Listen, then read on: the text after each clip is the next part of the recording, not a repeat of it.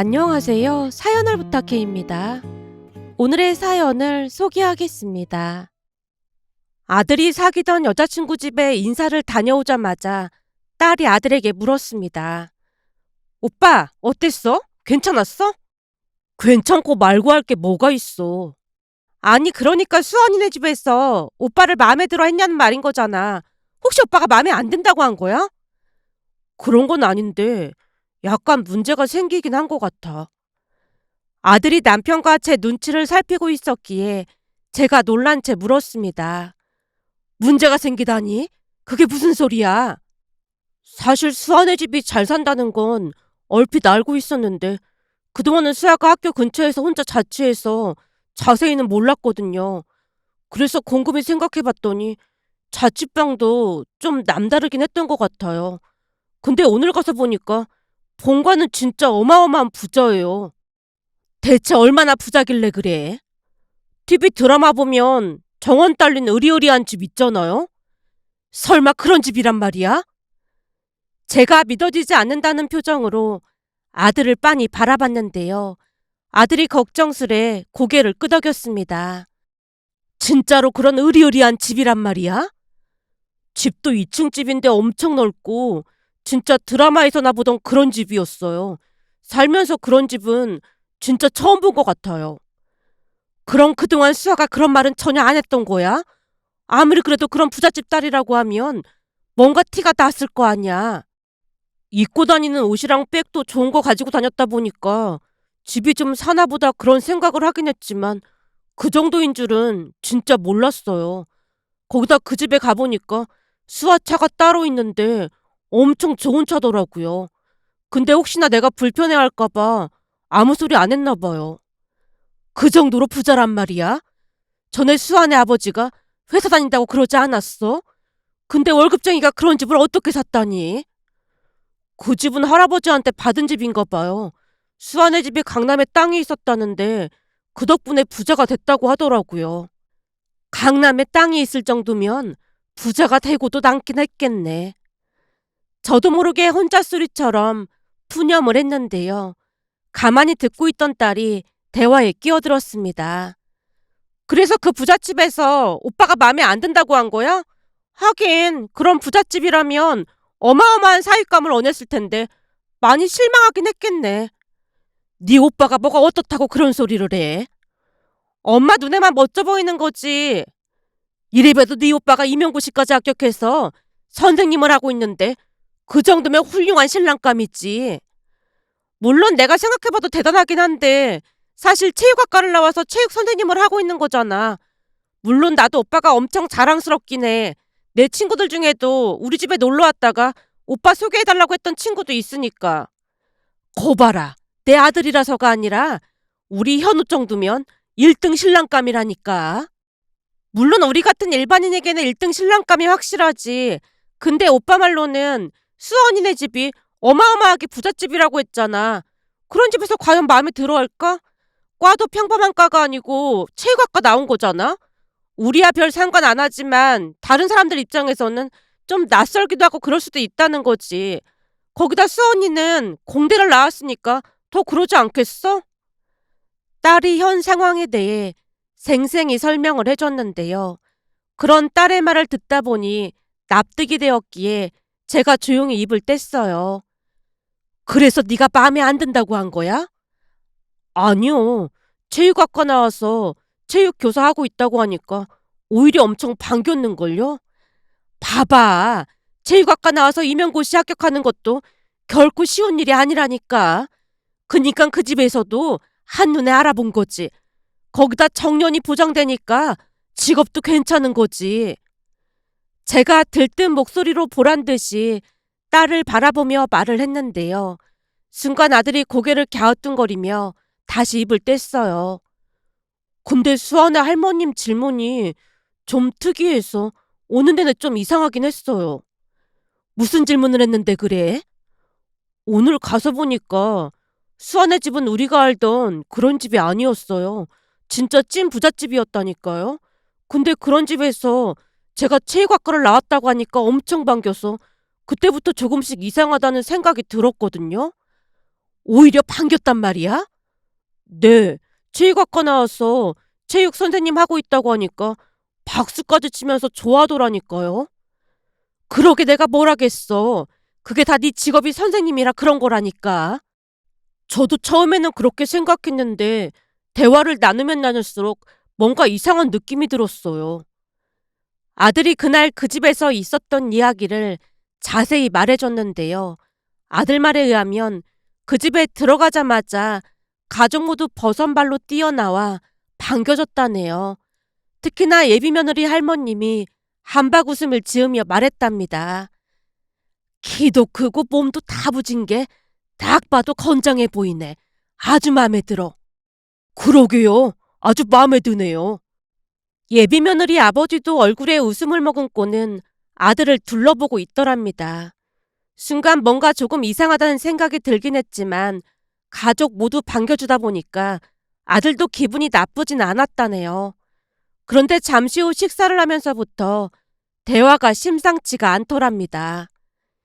이 양배추가 사람 몸에 참 좋은 거니까 많이 먹어요. 특히나 간에 그렇게나 좋다고 하지 뭐예요. 혹시 술은 좀 마시나요?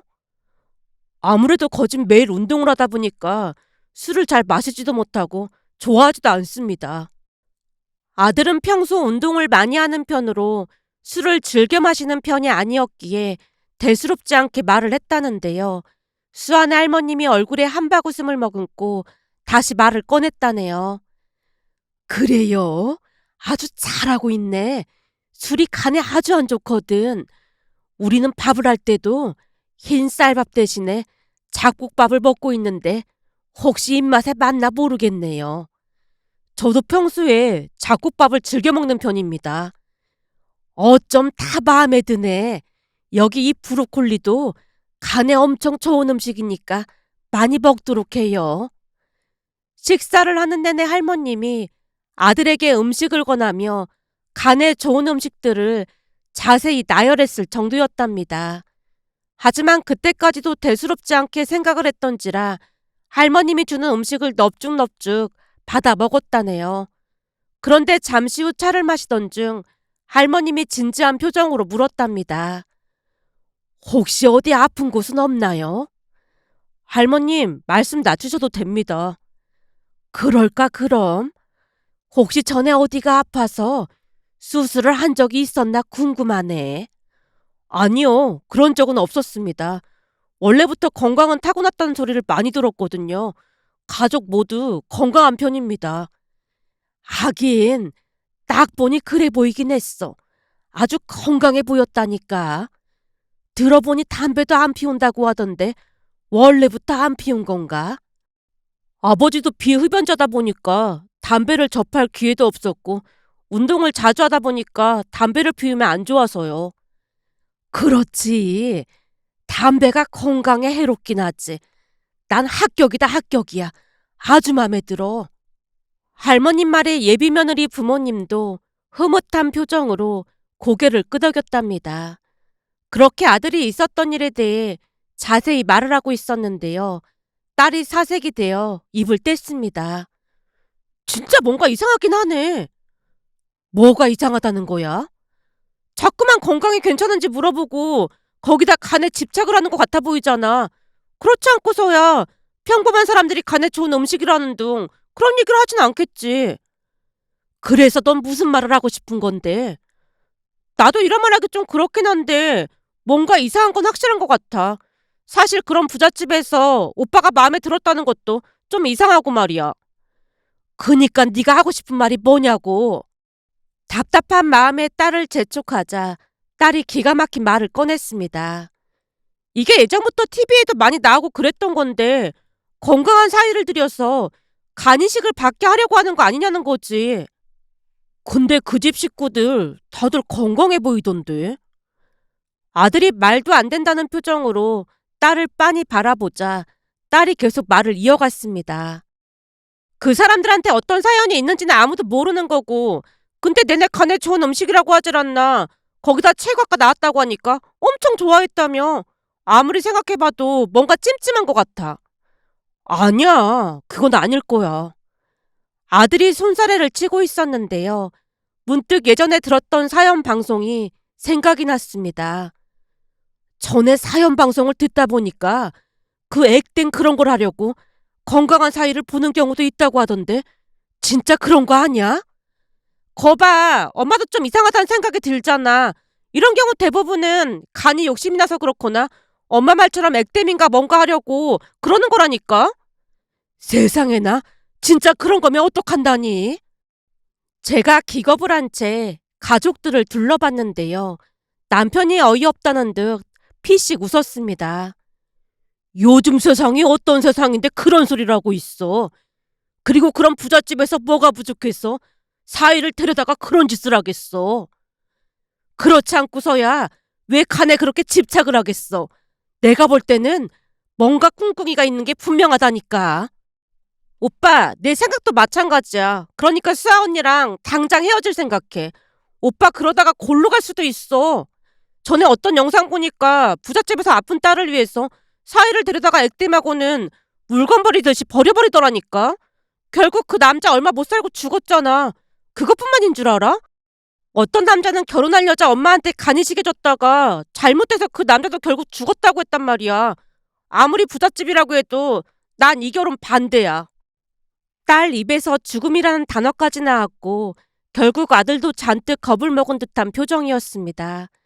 그 모습을 놓치지 않고 딸이 계속 몰아붙였습니다. 거기다 지금 오빠 나이가 20대 후반인데 결혼을 서두르는 것도 좀 수상쩍었어. 요즘 누가 그렇게 빨리 결혼을 한다고 하겠어? 그렇네. 민채 말 들어보니까 걸리는 게 한두 가지가 아니네. 현우 너는 당장 걔랑 헤어질 생각해. 그까지 돈이 없다가도 있는 거고 있다가도 없는 건데 돈 때문에 팔려가도 그렇게 가는 게 말이나 되는 소리야. 저까지 나서서 결혼을 반대하자 아들 얼굴이 말이 아니었는데요. 시간이 지날수록 남편 얼굴에도 걱정이 가득해 보였습니다. 결국 아들이 힘겹게 입을 뗐어요. 그럼 내일 수아 만나서 한번 물어볼게요. 오빠, 수아 언니한테 물어보면 당연히 아니라고 하겠지. 우리 말이 맞다고 하겠어? 내가 볼 때는 집안 누군가 간이식을 받을 사람이 있는 게 분명하다니까. 그렇다고 그냥 막무가내로 헤어지자고 할 수는 없는 노릇이잖아. 그러니까 만나서 자세히 물어볼게. 평소 아들은 덩치만 컸지 마음이 많이 여린 편이었기에 그날도 얼굴에 근심 걱정이 가득해 보였습니다. 그렇게 다음날이 되었고 아들이 수아를 만나러 나갔는데요. 몇 시간이 지나도 강간무소식이자 딸이 입을 열었어요. 내가 계속 문자를 보냈는데 답장이 없거든? 혹시 그쪽에서 사람 풀어서 데리고 간 건 아니겠지? 그건 진도를 너무 나간 거지. 요즘이 어떤 세상인데 그런 짓을 하겠어. 어마어마하게 부자라고 하잖아. 그럼 부잣집에서 뭐든 못하겠어? 그렇잖아도 불안해 죽겠구만. 넌 자꾸 왜 이상한 소리를 하고 있어. 우선 내가 전화해볼게. 딸이 아들에게 전화를 걸었고 다행히 전화는 받았어요. 아들이 전화를 받자마자 딸이 재촉했어요. 오빠, 빨리 들어오지 않고 뭐하고 있어? 혹시 어디 잡혀간 거야? 그런 건 아니지? 그럼 내가 경찰에 신고할까? 무슨 일 있으면 바로 연락해. 내가 경찰에 신고할 테니까. 아니, 난 그냥 엄마가 걱정하길래 전화해본 것뿐이야. 어? 뭐라고? 쓸데없는 소리 집어치우라고? 알았어. 우선 전화 끊을게. 딸이 후다닥 전화를 끊었습니다. 오빠가 뭐라고 했어? 쓸데없는 소리 집어치우라는데? 진짜 그랬단 말이야? 근데 그동안 추리소설을 많이 읽은 사람으로서 짐작해보건대 우선 목소리는 괜찮은 것 같아. 그러게 내가 설레발치지 말라고 했잖아. 둘이서 티격태격 말다툼을 하고 있자 남편이 한심스럽다는 듯이 피식 싱겁게 웃어버렸습니다. 그날 아들은 밤 10시가 돼서야 집에 들어왔고 제가 원망에 찬 얼굴로 아들을 나무랐습니다. 어디로 끌려간 건 아닌지 얼마나 걱정을 했는지 알기나 해. 요즘 세상에 무슨 그런 걱정을 하고 그래요. 그 집에서 네 간에 그렇게 집착을 한다고 하니까 당연히 그럴 수밖에 없는 거 아니겠어? 혹시 수아가 간을 달라거나 그런 말을 한 건 아니겠지? 엄마, 그런 거 아니에요. 수아한테 자세히 물어봤더니 수아가 당황하면서 말해줬어요. 아들이 상황을 자세히 설명해 줬습니다. 아들 말에 의하면 수아에게 걱정스레 물었다네요. 수아야, 근데 너네 집이 그렇게 부자인 줄은 진짜 몰랐어. 할아버지한테 땅이 많아서 그랬던 것뿐이야.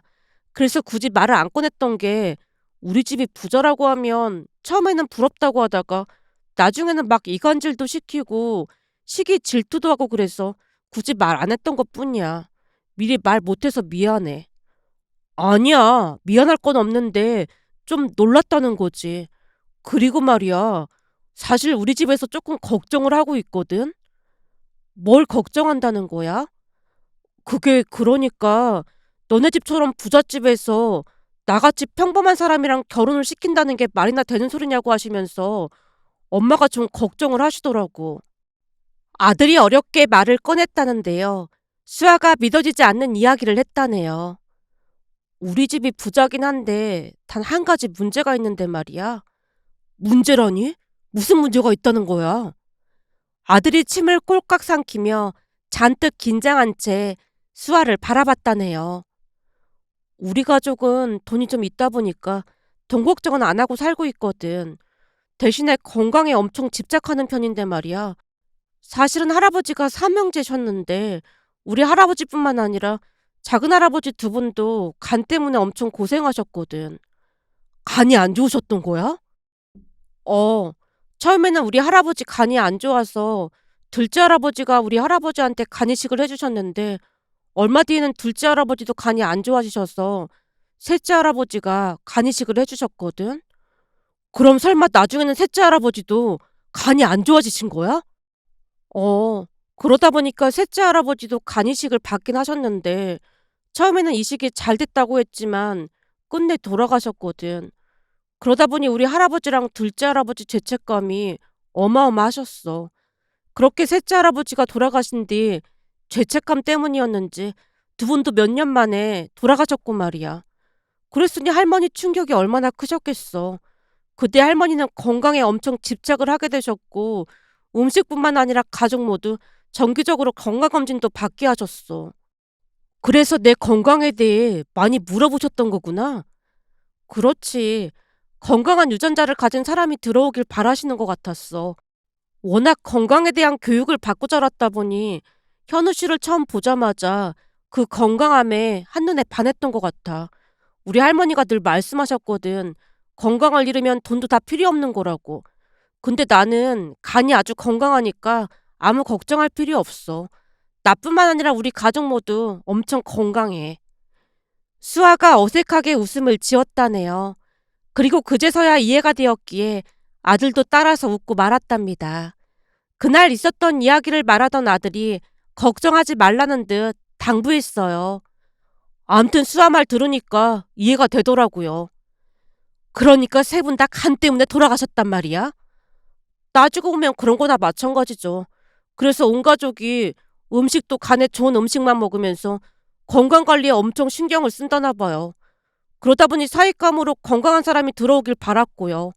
아무래도 유전적인 문제가 아닌가 싶어서 이왕이면 건강한 유전자를 가진 사람이랑 결혼했으면 해서 저한테 이것저것 많이 물어봤던 거래요. 그러니까 제발 이상한 상상 좀 하지 마세요. 특히 민채 너는 제발 이상한 상상 좀 하지 마. 요즘 세상에 간이 필요해서 건강한 사이를 원한다는 게 말이나 되는 소리야? 너 때문에 괜히 수아를 의심했잖아. 오늘 내가 얼마나 미안했는 줄 알기나 해? 오빠, 수아 언니 말만 믿고 그러면 안 된다니까? 생각해봐. 오빠 앞에서 간이 필요하다고 대놓고 말하는 게 오히려 웃긴 거지. 내가 볼 때는 뭔가 꿍꿍이가 있는 게 분명하다니까? 이러다 우리 오빠 간만 빼앗기고 팽당하는 거 아닌지 모르겠네. 암튼 오빠는 너무 순진해서 문제야. 여전히 의심과 경계의 빛이 팽팽한 표정으로 딸이 아들을 바라봤는데요.